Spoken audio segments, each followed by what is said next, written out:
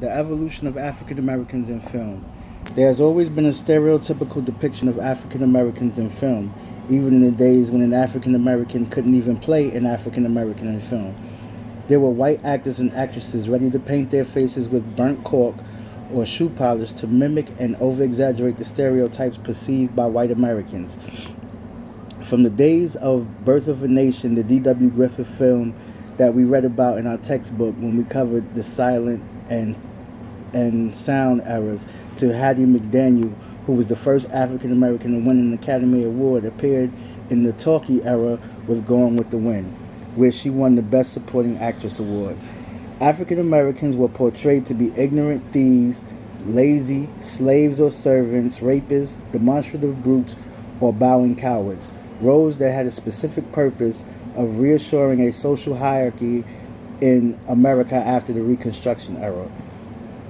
Of course, there was Oscar Micheaux, a black writer, director in both the silent and sound era, with films like The Homesteader, which was a production based off of his novel of the same name, and Within Our Gates, which was a response to D.W. Griffith's racist, controversial Birth of a Nation. Micheaux's films touched on subjects such as racial injustice, lynching, and discrimination. And then you had the Ossie Davises of the world who refused to play stereotypical roles cut out for black actors. So he created roles that donned a better image, but they were the exception, not the rule. The rule was that blacks were to be portrayed as the lesser subordinates of whites for decades in the film industry. And it stayed that way until the 60s, when African Americans began to fight for equal rights during the Civil Rights Movement, where we had movies like In the Heat of the Night, A Raisin in the Sun, and Uptight. Films that had a rags to riches or revolutionary theme. Also, integration brought more blacks to mainstream white films. Rags to riches and revolution was the opposite of the social hierarchy and the white dominance perception. The 13th Amendment to the U.S. Constitution abolished slavery and involuntary servitude, except as punishment for a crime. That's where the agenda changed. It went from a depiction of a social hierarchy to the criminalization of African Americans to restore the social hierarchy to the order in which white Americans believed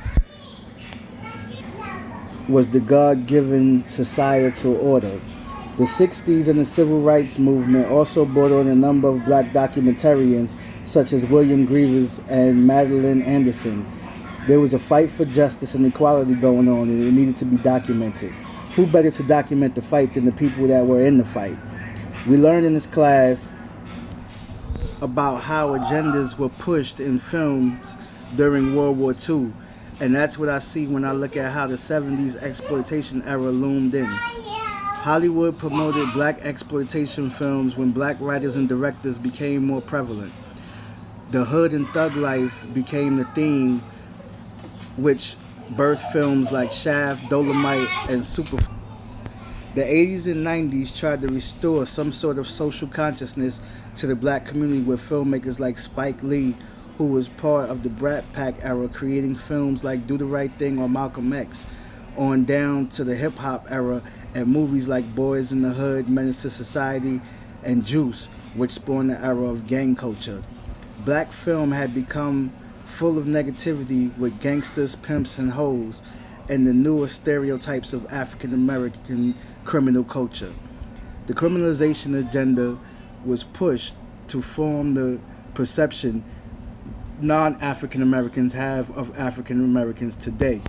The perception that we're criminals, the same perception that gives police the shoot first, ask questions later mentality when they encounter one of us, which keeps the view of African Americans as subhumans and not worthy of compassion in the eyes of others.